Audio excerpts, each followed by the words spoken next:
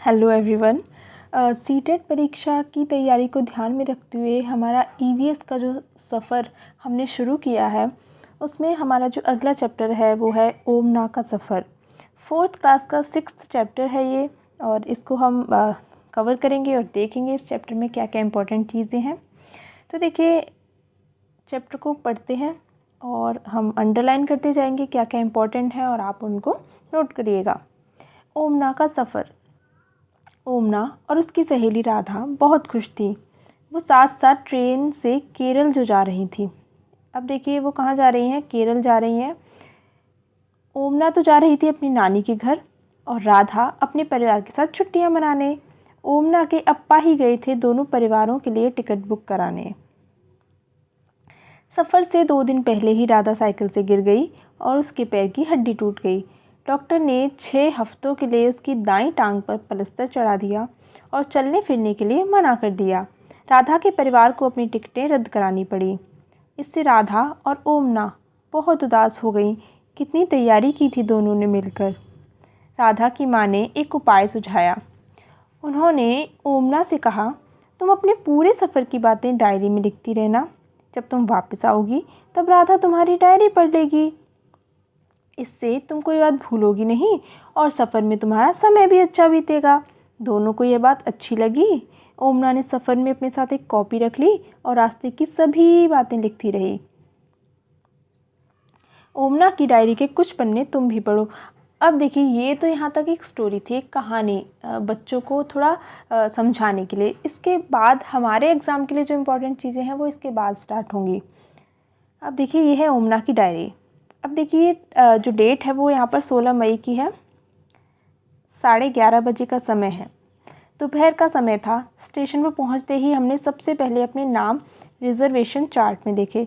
तो यहाँ पर देखिए एक चीज़ बताई गई है कि जब स्टेशन पे जाते हैं तो सबसे पहले हमें रिज़र्वेशन चार्ट देखना होता है, क्योंकि हमें उसमें अपना नाम देखना होता है कि हमारी टिकट कंफर्म हुई है या नहीं।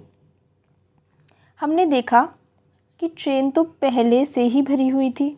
सुबह सुबह ही ये ट्रेन गांधीधाम कच्छ से चली, यानी कि ये जो ट्रेन है ये गांधीधाम यानी कि गुजरात से चल रही है। और इनको जाना कहाँ है, केरल जाना है, अभी हमने ऊपर पढ़ा था। ट्रेन के पहुंचते ही हलचल सी मच गई। एक ही दरवाजे से कुछ लोग उतर रहे थे तो कुछ चढ़ने के लिए धक्का मुक्की कर रहे थे। अगर आपने कभी ट्रेन में सफ़र किया होगा तो आपने ये सारी चीज़ें देखी होंगी, इनको महसूस किया होगा।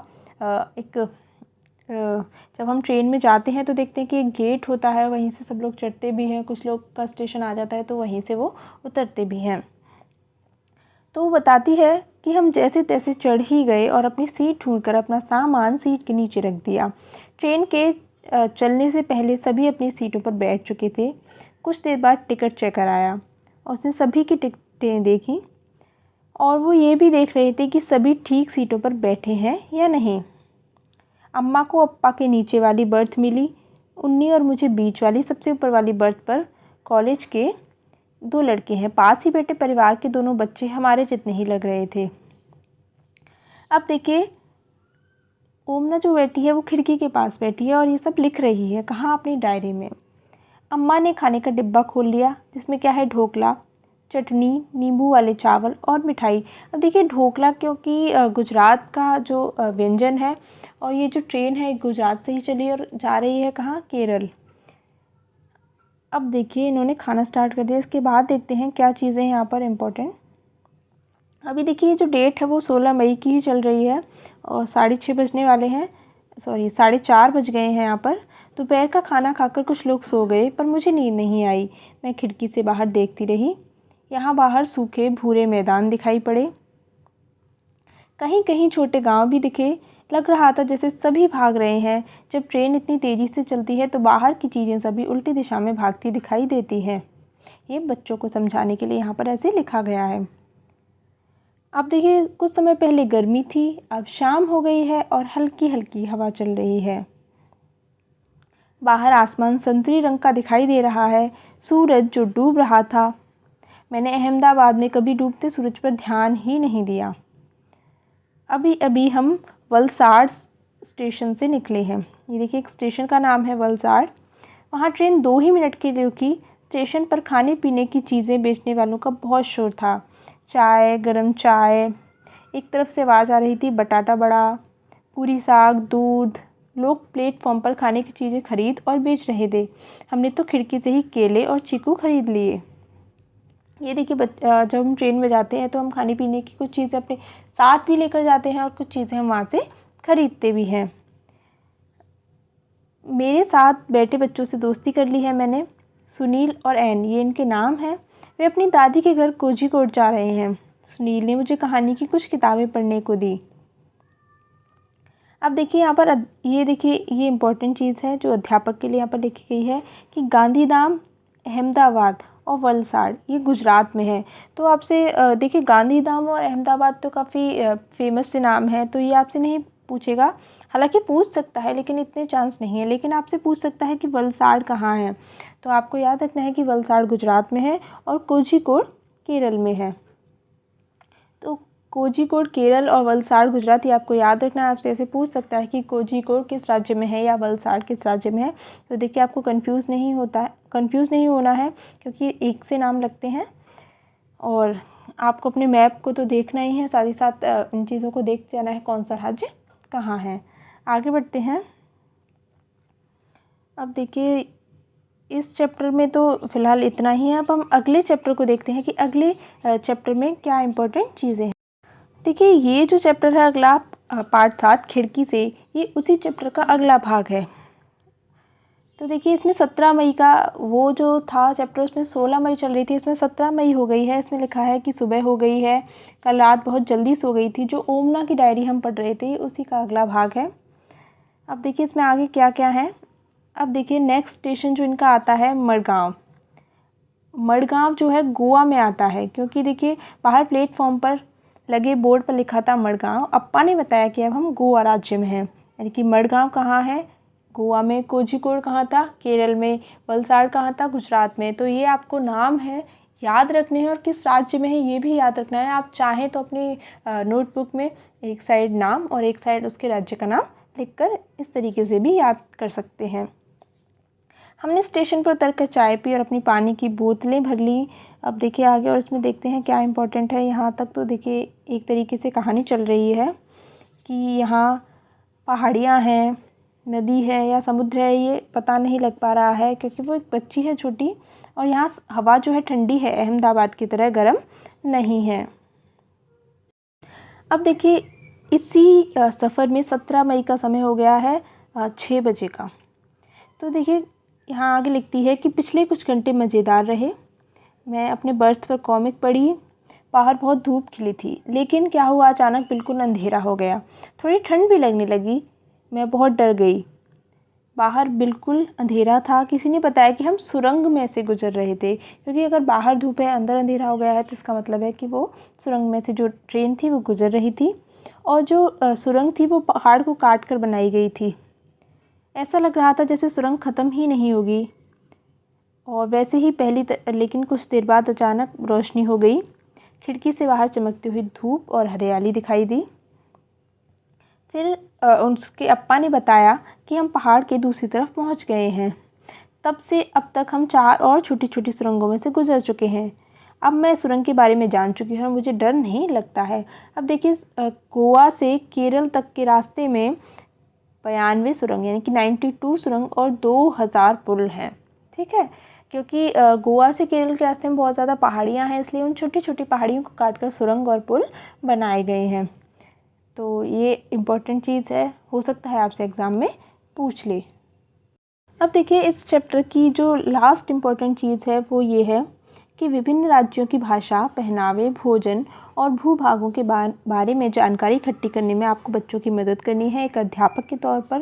लेकिन हमारे लिए यहाँ पर जो इम्पोर्टेंट है वो ये है कि मलयालम में वलियम्मा माँ की बड़ी बहन को कहते हैं, यानी कि हमारे यहाँ मौसी कहते हैं, उसी तरह मलयालम जो कि केरल की भाषा है वहाँ पर माँ की बड़ी बहन को वलियम्मा और अम्मू अम्मा अपनी माँ की माँ को यानी कि नानी को वहाँ पर अम्मू अम्मा बोला जाता है और वलियम्मा मौसी को बोला जाता है।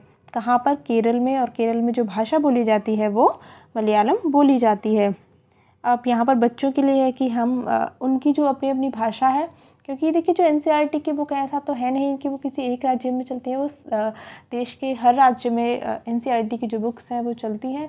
तो हर राज्य की अपनी अपनी भाषा होती है, अपना पहनावा होता है, तो इसीलिए बच्चों के लिए यहाँ पर एक्टिविटी है कि आपके यहाँ क्या कहकर इन सब को बुलाया जाता है। तो ये बच्चों के लिए है। तो इस चैप्टर में तो फ़िलहाल इतना ही इम्पोर्टेंट है, बाकी नेक्स्ट चैप्टर में जो चीज़ें होंगी वो हम देखेंगे। और देखिए हमारा जो नेक्स्ट चैप्टर है वो इसी का तीसरा भाग है, नानी के घर तक। यानी कि जब वो स्टेशन पे उतर जाते हैं उसके बाद वो अपनी नानी के घर जाती है, यानी कि अपने अम्मू अम्मा के घर जाती है। वहाँ वो सारी चीज़ें जो हैं वो उसने अपनी डायरी में नोट की, अपनी सहेली को दिखाने के लिए वो इस चैप्टर में बताई गई हैं। अब देखिए वो वहाँ से स्टेशन से जाने के बाद बस में बैठते हैं, उसके बाद एक नदी आती है और वो सोच ही रहे होते हैं कि पानी के पार कैसे जाएंगे। तभी एक बड़ी सी नाव किनारे पर रुकी तो अम्मा ने बोला, लो फेरी आ गई। अब यहाँ से एक इम्पॉर्टेंट पॉइंट आपके लिए, और यहाँ से क्वेश्चन बनता है, बना है और आगे भी बन सकता है, बनने की पूरी संभावना है कि फेरी किसको कहते हैं, या फिर केरल में बड़ी नाव को क्या कहते हैं, फेरी कहते हैं या बड़ी नाव को। इस तरीके से घुमा फिरा के आपसे क्वेश्चन पूछ सकता है कि फेरी क्या है, तो आपका आंसर होगा बड़ी सी नाव, या एक जो बहुत बड़ी नाव होती है उसे फेरी कहा जाता है। कहाँ? केरल में। अब फेरी में क्या हुआ, बहुत से लोग उतरे, स्कूल के बच्चे, औरतें, आदमी। अम्मा ने बताया कि वहाँ पर पानी के दूसरी तरफ जाने के लिए केवल फेरी का ही इस्तेमाल होता है, यानी कि वहाँ नदी पार करने के लिए फेरी यानी कि नाव का इस्तेमाल किया जाता है। अब देखिए फेरी जो थी उसमें लोग बैठ गए और वो तेज़ी से पानी पर चल रही थी, और उसके किनारे नारियल के पेड़ थे, यानी कि केरल में नारियल के पेड़ होते हैं, और वहीं किनारे पर कहीं लोग नहा रहे थे और कुछ मछली पकड़ रहे थे और कुछ लोग कपड़े भी धो रहे थे। अब देखिए यहाँ पर एक ट्रेन का टिकट दिया गया है और यहाँ पर बताया गया है कि रेल टिकट देखो, नीचे दी गई बातों को टिकट में ढूंढकर उन पर अलग अलग रंगों से गोला बनाओ। यानी कि जो एक टिकट होती है उसमें क्या क्या होता है, देखिए एक तो ट्रेन का नंबर होता है, इसके अलावा सफ़र जो शुरू होता है उसकी तारीख होती है कि किस डेट को आपकी जर्नी स्टार्ट होगी। इसके अलावा बर्थ का नंबर यानी कि सीट का नंबर और डिब्बे का नंबर होता है, किराया होता है और दूरी होती है किलोमीटर में। यानी कि ये सारी चीज़ें हमारी जो ट्रेन टिकट होती है उस पर लिखी होती हैं। कौन सी ट्रेन का नंबर होगा, बर्थ का नंबर होगा, डिब्बे का नंबर होगा, किराया होगा, डेट होगी, इसके अलावा कितनी दूर का सफ़र हमें किलोमीटर में तय करना है, वो सारी चीज़ें भी टिकट पर दी हुई होती हैं। तो ये भी पूछा जा सकता है कि ट्रेन के जो टिकट होता है उस पर क्या क्या अंकित रहता है, उस पर क्या क्या लिखा रहता है। आपके सामने 4-5 ऑप्शन दे दिए जाएंगे और आपसे पूछा जाएगा कि इनमें से क्या क्या हो सकता है। तो ये सारी चीज़ें भी आपको पता होनी चाहिए कि ट्रेन के टिकट पर क्या क्या लिखा रहता है। इसके अलावा टिकट के अलावा एक रेलवे का टाइम टेबल भी होता है, उससे भी हमें बहुत सारी जानकारी मिलती हैं, जैसे कि ट्रेन किस स्टेशन पर किस समय पहुंचेगी, किस समय स्टेशन छोड़ेगी, कितनी दूरी तय करेगी, ये सारी चीज़ें रेलवे टाइम टेबल पर लिखी रहती हैं। इसके अलावा हम किसी भी रेलवे स्टेशन से रेलवे टाइम टेबल ख़रीद सकते हैं, और आजकल तो जो हम स्टेशन पर जाते हैं तो वहाँ पर एक पूरा चार्ट बना हुआ होता है, इसके अलावा हम इसे ख़रीद भी सकते हैं। अब देखिए ओमना ने जिस ट्रेन में सफ़र किया उसके टाइम टेबल का कुछ अंश है वो यहाँ पर दिया हुआ है।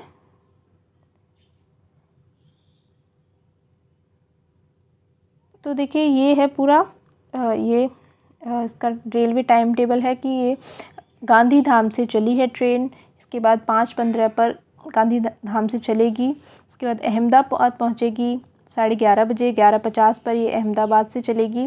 क्या ये बीच में पड़ने वाले जितने भी स्टेशन हैं उनके नाम हैं, किस समय वहाँ पहुँचेगी और किस समय वहाँ से निकलेगी और कितनी दूरी ये तय करेगी, कितना किलोमीटर का फासला है दो स्टेशन के बीच में, ये सारी चीज़ें भी इसमें दी हुई हैं।